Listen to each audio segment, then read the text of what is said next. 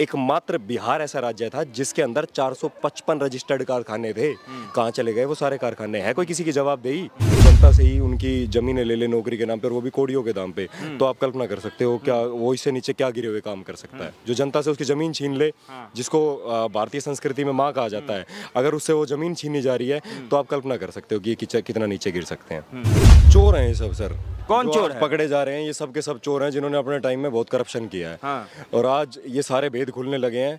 पुराने टाइम में जब इन्होंने चारा घोटाला करा तो पूरा बिहार इससे अवगत है कि चारा घोटाला किस तरह किया गया था। पूरा बिहार इससे अवगत है कि किस तरह से इन्होंने शिक्षा में घोटाला करा। तमिलनाडु का तुलनात्मक अध्ययन किया जा रहा था बिहार के साथ में।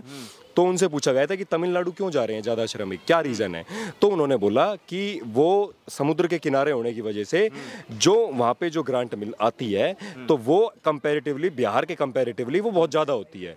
तो इसलिए बिहार से श्रमिक जा रहे हैं। तो उस बात का मैं जवाब देना चाहूँगा नीतीश जी को। आप जनता से निवेदन है कि ज़्यादा से ज़्यादा शेयर करें ताकि उन तक पहुँच पाए ये वीडियो। यूपी के अंदर योगी आदित्यनाथ जी ने एक मॉडल डेवलप करा है, 1 डिस्ट्रिक्ट 1 प्रोडक्ट। मतलब जो श्रमिक, क्योंकि हर देखो कोई टेक्सटाइल बना रहा है, कोई टेंट हाउस का मटेरियल है वो प्रोवाइड कर रहा है, जैसे अलग अलग, कहीं मलमल का काम हो रहा है, कहीं अलग अलग, मतलब सबका अपना अपना एक स्किल बेस्ड है जो हमें अपने पूर्वजों से मिला था। तो वही योगी आदित्यनाथ जी ने इंप्लीमेंट करा यूपी के अंदर। तो बिहार में क्यों नहीं इंप्लीमेंट हो सकता सर? कुछ टाइम पहले लालू यादव जो बिहार के पूर्व मुख्यमंत्री और पूर्व रेल मंत्री रहे, सजाए अपराधी घोषित हो गए, हुए ना भाई, उसमें चारा घोटाला में हुए, उसके बाद नौकरी वाले मामले में। क्या आपने उनके हाथों में हथकड़ी देखी? नमस्कार, मैं अंजनी कुमार। जब से तमिलनाडु में बिहारी वाला मामला आया है तब से मनीष कश्यप भी सुर्खियों में है और लालू प्रसाद के बेटा तेजस्वी यादव भी सुर्खियों में है। तेजस्वी यादव को ईडी और सीबीआई का नकेल कसा जा रहा है, वहीं मनीष कश्यप को तेजस्वी यादव की पुलिस, बिहार सरकार की पुलिस अंदर कर दी है गिरफ्तार करके। उसके बाद दोनों ही बड़े सुर्खी में है। इनको लेके कुछ लोग अपना विचार भी रखते हैं सामने। अभी हमारे पास हरियाणा का युवक हर्ष वशिष्ठ है, जिन्हें आप बराबर रील्स पे और यूट्यूब वीडियो में स्क्रॉल करते हुए देखते होंगे।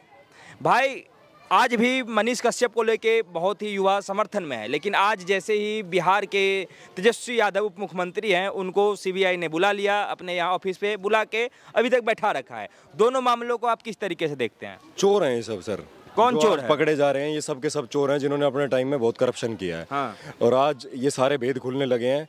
पुराने टाइम में जब इन्होंने चारा घोटाला करा तो पूरा बिहार इससे अवगत है कि चारा घोटाला किस तरह किया गया था। पूरा बिहार इससे अवगत है कि किस तरह से इन्होंने शिक्षा में घोटाला करा, और उसके बाद इन्होंने नौकरियों में किस तरह से घोटाला करा कि इन्होंने नौकरियां दी गई लोगों से, उनकी ज़मीन ले ली और उसके बाद उन्हें नौकरियां दी, और कोड़ियों के बावली ज़मीन भी। तो सर जो अपने देश की जनता का सेवक बन के आया हो मुख्यमंत्री के तौर पर, और वो जनता से ही उनकी जमीनें ले ले नौकरी के नाम पे, और वो भी कोड़ियों के दाम पे। तो आप कल्पना कर सकते हो क्या वो इससे नीचे क्या गिरे हुए काम कर सकता है, जो जनता से उसकी जमीन छीन ले, जिसको भारतीय संस्कृति में माँ कहा जाता है। अगर उससे वो जमीन छीनी जा रही है तो आप कल्पना कर सकते हो कि ये कितना नीचे गिर सकते हैं। कितने नीचे गिर सकते हैं इसे ये तो कल्पना किया जा सकता है। लेकिन बिहार सरकार का और तेजस्वी यादव का ये कहना है कि बिहार में जो भी युवक काम करते हैं वो बिहार में काम करना नहीं चाहते हैं। जो काम बिहार में नहीं करना चाहते हैं वही काम, उससे ज़्यादा ही खराब और निम्न स्तर का काम वो बाहर आके करते हैं। क्या कारण है? नहीं, झूठ बोल रहे हैं। उनकी अपनी स्टेटमेंट है, नीतीश कुमार जी की अपनी स्टेटमेंट है, तेजस्वी यादव जी की अपनी। ये बात नहीं है कि काम नहीं करना चाहता कोई, अपने घर को छोड़ना नहीं चाहता, ना ही कोई अपने देश को, राज्य को छोड़ना चाहता। आप भी जिस राज्य से बिलोंग करते हो, आप भी अपने राज्य को नहीं छोड़ना चाहोगे, और ना ही मैं छोड़ना चाहूँगा। और आप देख भी सकते हो भारत में आप अगर देखोगे तो हर तीसरा श्रमिक बिहार से है, अगर आप कैलकुलेट करोगे, और सबसे ज़्यादा श्रमिक आपको बिहार से ही मिलेंगे।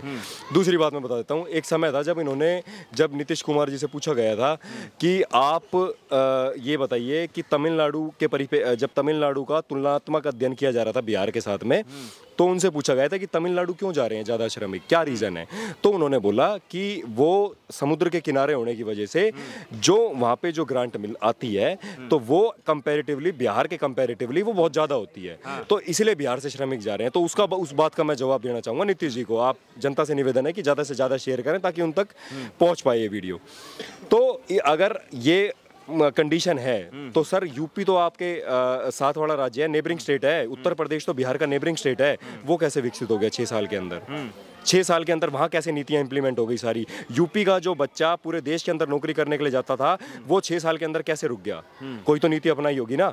उसके बाद अगर यही स्थिति है कि पानी की बात है तो यूपी के नेबरिंग बॉर्डर पे भी कोई वो नहीं है, समुद्र नहीं है या कुछ नहीं है। अब दूसरा मुद्दा ले लो, पंजाब का एग्जाम्पल ले लो, पंजाब के नेबरिंग भी कोई, पंजाब के बॉर्डर पे भी कोई समुद्र नहीं है, तो पंजाब कैसे विकसित हो गया। जिस आज़ादी के टाइम सर, जब 1947 में हम आज़ाद हुए थे ना, तो 1951 में अगर आप आंकड़े कैलकुलेट करोगे ना, 682 रजिस्टर्ड कारखाने थे पूरे भारत के अंदर। और उसमें से एकमात्र बिहार ऐसा राज्य था जिसके अंदर 455 रजिस्टर्ड कारखाने थे। कहाँ चले गए वो सारे कारखाने? है कोई किसी की जवाबदेही? जिस राज्य के अंदर पूरे देश के में सबसे ज़्यादा कारखाने हो, वो भी रजिस्टर्ड है, वो कैसे बंद हो गए? क्योंकि आपने कोई उद्योग में आपने चलाने आपने कोशिश नहीं की, आपने वहाँ पे बिहार को डेवलप करने की। अगर आप करने की कोशिश करते तो वहाँ उद्योग लगते, और जो भी श्रमिक जिस भी काम में दक्ष है, जो भी श्रमिक जिस भी काम में दक्ष है, जैसे यूपी में अभी करा है ना योगी आदित्यनाथ जी ने, यूपी के अंदर योगी आदित्यनाथ जी ने एक मॉडल डेवलप करा है, 1 डिस्ट्रिक्ट 1 प्रोडक्ट।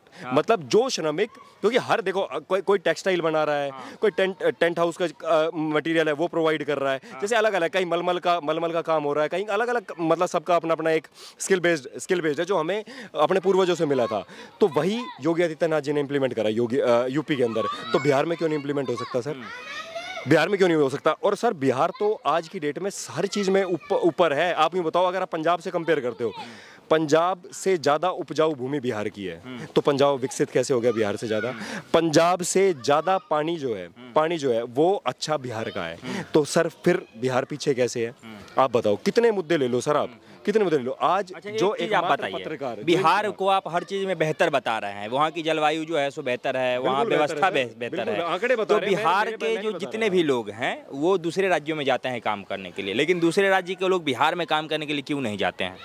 सर इसलिए नहीं जाते ना क्योंकि गुंडा राज था। पहले व्यवस्था पूरा देख रखी थी ना बिहार के अंदर। क्या आप यूँ बताओ सर, अगर आपने कोई कंपनी खोली, वहाँ गुंडागर्दी होने लगी, क्या आप कंपनी लगाओगे? एज ए एंटरप्रेन्योर, अगर आप बिजनेसमैन हो और आपको अगर मैं ग्रांट दूं कि आप पैसा लगाइए बिहार के अंदर, तो आप सबसे पहले क्या देखोगे? सुशासन, कि सुशासन कैसा है, कि वहाँ शासन कैसा है। आज योगी आदित्यनाथ में पूरे वर्ल्ड वाइड बड़ी बड़ी कंपनीज और योगी आदित्यनाथ जी के स्टेट के अंदर अपनी फैक्ट्रीज लगा रही हैं। उसके पीछे रीज़न क्या है? वहाँ का सुशासन पहले नहीं था। तो बिहार के अंदर भी जब तक सुशासन नहीं आएगा ना सर, जब तक कंपनीज नहीं लगेगी। और इसी के खिलाफ मनीष कश्यप जी लड़ाई लड़ रहे थे, जिनकी आवाज़ दबाने की कोशिश की जा रही है। और बिहार में जो उनको देख के जो उनको इंस्पिरेशन मानते हैं, तो और भी ऐसे पत्रकार जो उठे थे, उनकी आवाज़ दबाने के लिए आज उनको गिरफ्तार कर लिया गया। तो सर ये गुंडा राज नहीं है तो और क्या? आप बताओ, पत्रकार कहा गया कि चौथा स्तंभ है और उसकी आवाज़ दबाने की बात हो रही है, वो भी लोकतंत्र के अंदर। तो ये बहुत बेहद निंदनीय है। उनको कहा गया है कि वो बिहार और बिहारियों को दुष्प्रचार करते हैं, बाहर में जाके बदनाम करते हैं, इसके चक्कर में उन्हें गिरफ्तार कर लिया गया। नहीं, झूठ है सर। देखो, आपका पता आपके बैकग्राउंड से चलता है। आप अगर किसी महल में रह रहे हो और आप जनता को आप कह रहे हो कि मैं तुम्हारा सेवक हूँ, तो आप झूठे हो। आप अगर मनीष कश्यप भाई के घर जाओगे ना, वो आज भी खपरेल वाला घर है। आप जाके देखो, अगर आपको देखना है आप जाके देखो। हमने तो पूरी की पूरी वीडियो देखी है उनके घर की, ठीक है सर। अभी कुर्की करी उनके घर की, उनके बैंक अकाउंट सीज कर दिए गए। सर आप अगर ट्रक की हालत देख लेते ना, आपकी आंखों में से आंसू आ जाते। आप ट्रक में देखा क्या लेके जा रहे थे? चकला बेलन। उनके घर की कुर्की में चकला बेलन तक उठा ले गए। सर इससे बड़ा निंदनीय काम क्या होगा सर? आपको जो काम करना है आप अकॉर्डिंग टू लॉ करो ना सर। और आपने कौन सा लॉ के अनुसार भारत में काम कौन से हो रहे हैं सर? आप मुझे एक बात बताओ, आप और पूरे देश की नज़र में है, आज तक जिस भी नेता के ऊपर मुकदमे हुए हैं, क्या आपने अरेस्ट होते हुए इस तरह से कोई नेता देखा? जैसा चेहरा मनीष भाई का था, आंखों में से आंसू आ रहे थे, चेहरे पे पूरे भाव नजर आ रहे थे कि अंतर्मन में, क्योंकि वो एक ईमानदार पत्रकार है, ईमानदार आदमी है। वो ईमानदारी का चेहरा था जो था। देखना बाकी डर गया, बाकी नहीं सर, नहीं देखिए सर, देखो वो ईमानदारी का, वो डर नहीं है। आपके ऊपर जब जानबूझ के कार्रवाई की जाएगी, वो एक्सप्रेशंस है सर। इन लोगों को क्या पता डर का? एक बात बताओ आप। अब मैं आपको इसके वो देता हूँ। आपने कुछ टाइम पहले लालू यादव, जो बिहार के पूर्व मुख्यमंत्री और पूर्व रेल मंत्री रहे, सजाए अपराधी घोषित हो गए, हुए ना भाई? उसमें चारा घोटाला में हुए, उसके बाद नौकरी वाले मामले में। क्या आपने उनके हाथों में हथकड़ी देखी? नहीं देखी ना। राबड़ी देवी उनकी पत्नी, जिन्होंने जमीन के बदले नौकरी देने का काम करा, सजाए अपराधी घोषित हुई, क्या उनके हाथ में आपने हथकड़ी देखी? अभी अभी रिसेंटली डिप्टी सीएम दिल्ली के मनीष सिसोदिया जी, उनको अभी पुलिस ने अरेस्ट करा। क्या आपने उनके हाथ में हथकड़ी देखी? पूर्व मंत्री महाराष्ट्र नवाब मलिक, क्या आपने उनके हाथों में हथकड़ी देखी? कार्तिक चिदम्बरम, पी चिदम्बरम के नवाब साहब, क्या उनको जब अरेस्ट किया गया, क्या आपने उनके हाथों में हथकड़ी देखी? सत्येंद्र जैन जो जेल के अंदर मालिश करवा रहे थे, जब उनको अरेस्ट किया गया, क्या आपने उनके हाथों में हथकड़ी देखी? सर मैं कहना ये चाहता हूं कि जब आपने उनके खिलाफ उनके हाथों में हथकड़ी नहीं देखी, तो सर आप इनके हाथों में हथकड़ी कैसे डाल रहे हो?